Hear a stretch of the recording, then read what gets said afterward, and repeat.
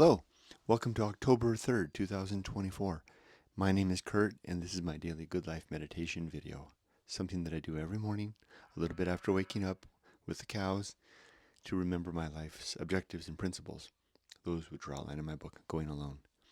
I also use this time to think about yesterday and last night, how I did with the challenges and the opportunities that I met. I prepare for the coming day, and I ready myself for death. So let's get into it. It's 6 a.m.-ish. I just past that hour, I slept in. Very unlike me. I'm not a person that sleeps in. Maybe 5 minutes on the snooze if I'm really tired.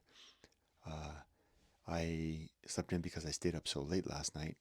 It was a huge day yesterday, taking Ollie to Los Angeles International Airport for his big journey to America.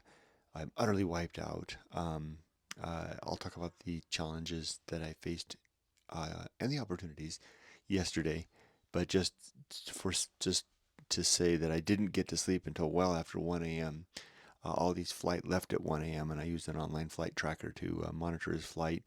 I was I couldn't sleep because I was waiting for something to happen, for the other shoe to drop and his flight to be canceled, or something to happen, and for the call that I needed to respond to the fact that he wasn't going to fly. And I can explain the contingencies if that would have happened now that I know them. As for yesterday, wow, what an interesting, challenging day. A great day and a very hard day as well. Began in the morning getting everything ready. I had the day off from work. It was a Wednesday. I did all my due diligence. Oh, not my due diligence. I did all my stuff, the things that I do in the morning. Excuse me, my brain is not here. I'm tempted to take the day off just because I'm so out of it. But I don't think I will, because I missed meetings yesterday and need to catch up today. Um, it's a 2.5 hour or more. It was a an hour and 10 minute drive back. So it was a 2.5 hour drive there. And we took off, and it was, my heart was just torn the whole time. I really was going to miss him. I felt just like I felt, it was exactly like the day when I sent my wife and daughter to America, back to Japan. Um, except this one had the problem. As we closed in on in the morning, I stopped in Temecula to get gas at the Costco there. And then after the gas, it's my routine after gassing up any vehicle. I always pull it over to the Costco air pressure thing, and I check the air pressure on all the tires. 35 psi in the front, 33 in the back, per the Toyota Prius specifications.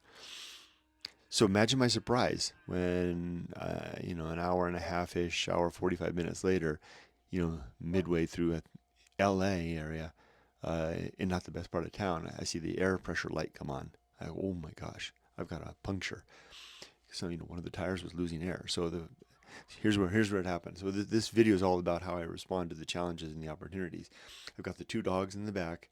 I'm on my way to LA to in a rendezvous with his shipper, to hand the dog Ollie to the shipper, all the paperwork, et cetera, to the shipper, and get Ollie on the plane. And my worst fear was that I would break down along the way, have an accident, whatever the case, anything that would intercept or interrupt my ability to fulfill this duty, this one thing. So I was like, I'm not a praying man, but the whole time down, I'm like driving, like, okay, drive really careful, Kurt. I'm admonishing myself to not have anything happen. And then suddenly to see that air light me, which means that I've got a tire that's going flat, and I'm in a bad part of town. I'm still probably 45 minutes from the rendezvous point. Now, the good thing is that I left really early. I left myself 4 hours of buffer between the time when I would arrive in El Segundo and to meet the shipper at a predetermined hotel near the airport. I allowed myself 4 hours, and I thought I'll use that 4 hours as a buffer. And I'll also use that 4 hours to enjoy with Ollie walking around El Segundo, which is a really, really nice little community right next to the airport. There are lots of grassy areas and parks, and just stunning place. Um, and so here's the thing.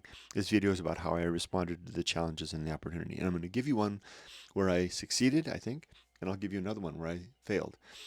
This is the one where I succeeded when this happened. As soon as I saw that air flasher light on, my mind went to the possibilities, and I realized I've got a tire that's going flat, and it's not going flat slowly because I just you know pumped them all up. So the first thing I did in my mind was, Kurt, you need to get to an air pump, because if it's, and I'm really pleased that my mind worked so fast. I said, okay, Kurt, you need to get to an air pump to get enough air into this so you can keep going. So I was in traffic, so I reached up, it was safe, moving slowly, and I typed in Costco gasoline, on the Waze app, which brought up a list, and I looked for the one with the closest mileage, punched that in, and off I go. Now I'm in a state of anxiety because I'm off the freeway in a bad part of town, driving to, I don't know how fast the tire's going flat, but I'm trying to get to this Costco air before I can air, so I can air up, find out which tire is wrong, get it aired up, and keep on my way. I also had the strategy that I could ask the Costco gas people to fix the flat. That was another idea. I got to the Costco, and it looked like it was closed because I was approaching it from the wrong side. And I thought, oh no, it's a closed Costco. It doesn't. And then I thought to my mind, Costco's don't close. I mean, they don't shut down, right? They're not boarded up. I was just approaching it from the wrong side. Came around the other side, and it was the typical Costco madness. And this one had the air station right next to the entrance. It was especially mad. Got up there. There were two cars in the air. There's always two slots at the Costco for air, and there were two cars in there. I saw one was attempting to back up. I stopped, kept calm, breathing calmly, had my flasher on. Cars were going around. The car backed out. I pulled in, and I went around to check all the tires. One, okay. Two, okay. Three, okay. Oh, what's going on? Fourth one, 22 psi. Now that one was in the back left rear. It had been at 33 psi no more than 3 hours earlier, less than that, so it's definitely got a leak in it. I then had to think to myself, okay, I'm still 45 minutes from the rendezvous point. What should I do? Should I attempt to have the tire repaired or replaced here at this Costco, or should I just pump it up and try to, it might make my objective to be to get as close as I can to El Segundo for the handoff, because I don't want the shipper. I don't even if I'm not make it quite to the hotel, I can just give the shipper my address wherever I do make it to, and have him come and take Ollie, and then I'll handle everything from there. My main goal being to get Ollie into the shipper's hands. So I did it to gamble. I said, I'm out of here. And also the Costco would look crazy. I'm out of here. I'm going to try to make it to the 45 minutes. So I had set in the Costco as a waypoint. So the next waypoint was the hotel. So we got back in the car. I stayed calm all the way there. I got to the hotel. The air light didn't come back on, so I was in pretty good shape. So now I got to the hotel, and I pulled into the hotel, and then I said, okay, Kurt, the next thing to do, and remember, this is all about my mental state. The next thing to do, Kurt, is to notify Daryl, the shipper, that I've arrived in El Segundo, that I'm at the hotel, and of my situation. So I stopped. I sent a message to Daryl explaining that what's going on, that I would be looking for a place to get it. I would be using the 3 hours, because by then it was about 2.5 hours. I was using the 2.5 hours maybe to get the flat fixed. So the next thing I did was, and I didn't wait for a response, I just sent that off. The next thing I did was, back on the Waze app, I plugged in tire in the word, and it brought up a list of tire stores. Now it doesn't show them on the map, but it shows them miles away. And I started to call these, and the first one was like 3 or 4 American Tires.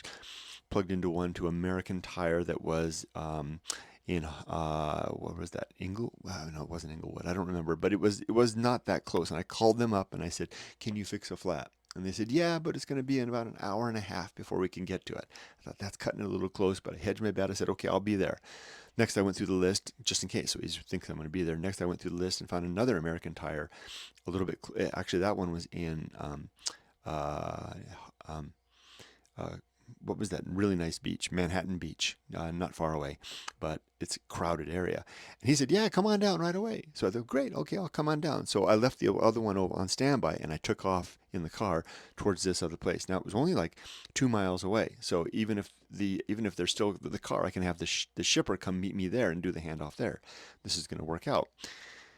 On the way there, going on PCH, Pacific Coast Highway, I saw a Firestone dealership on the right. So I pulled in across there, swung in, parked. There wasn't a place to park because it was so crowded. This is the trouble about these beach cities. I pulled into a slot, not a slot. I pulled into a place where a bay was cordoned off. Got out of the car and left the car engine on with the air conditioner on. Went inside, and there was one man in there who was the slowest customer in the world. And I sat there and I just took breaths. All I wanted to ask was, can you fix a flat? That's all I wanted to ask. And I waited patiently while he did his address one letter at a time. And we finally got through. And he was actually a nice guy. And he said, I'm sorry it took me so long. I said, no problem at all. I told him the man my situation. He said, yeah, we can look at it. Hot dog. Went outside. He came around, took a look at it. And by the time I walked out, I saw where the flat was. There was a big piece of almost like bamboo punctured right into the side of the tire, right where the side curves in. He came out, looked at that. He says, we can't fix flats on the curve there. And I remembered that was the case. So he said, let me see if we've got a tire. And while he did that, he checked. He had one. It wasn't the same one, but it was one that worked. I said, go for it. I then grabbed the dogs, took the dogs off, and right behind that was the beautiful El Segundo, because this was in,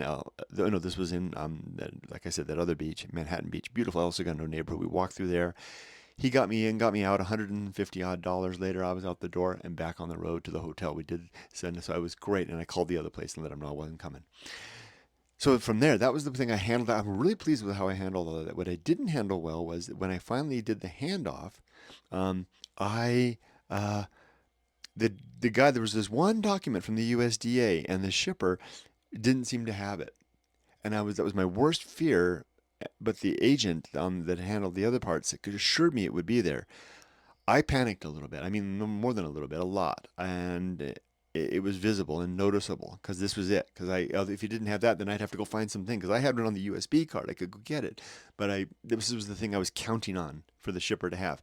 Turned out they did. This was just a newer guy, and he didn't recognize the document for what it was. We went through the paperwork and we finally found it. The rest went okay. The handoff went good. The Ollie, I kept on a flight tracking app. I was able to track him. I stayed up until past midnight to make sure he was in the air. I just checked now. He's halfway over the Pacific right now. I was talking to my wife. She's on her way up to go pick him up. Everything worked out in the end. So as a study of good emotional reactions, I reacted extraordinarily well. I would give myself an A+ with the flat tire situation, and I fell flat on my face. I'd give myself a D- with the missing document one. So something to think about and to improve upon in the days ahead. As for the creed, there are 8 objectives. 1, to be always ready to die. 2, to make good and effective use of time. 3, to develop and maintain good and sound life principles. 4, to cultivate good emotional reactions. Lots of practice on that yesterday.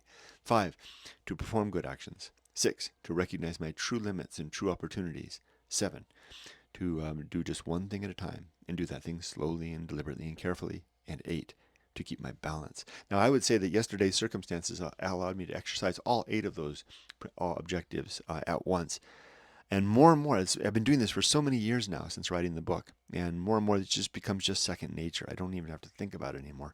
My mind just goes into this practice mode. I think it really helps that I reflect on these things after the fact every morning to think about what challenges I faced and how I handled them. That helps to refine that. It's like a gymnast doing their exercises every day.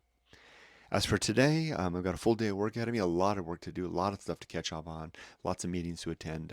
That's why it's time for me to close this out, feed my one dog and I, change into my work shirt, and get started in earnest. Am I ready for death? Are my affairs in order? Yes. Are my relationships sound? Yes. Is my life's work complete? Absolutely. Now it's all just gravy at this point. Doing my best, not gravy in terms of, reruns and scoops of ice cream. It's gravy in terms of it's a coast to the end. All I have to do now is keep working on the objectives and principles in my book, work on instantiating them into my life, work on sharing them via these videos, and working on being the best example that I can to my wife and any others that may be curious about how I endeavor to live my life as well as I can, in the pursuit of virtue, where virtue is nothing more than the improvement of the well-being of creatures, particularly thinking creatures, those that can suffer. And with that, I'll close. I wish you all the best. Be safe, but not too safe. And happy flying, Ollie. Talk to you later, everybody.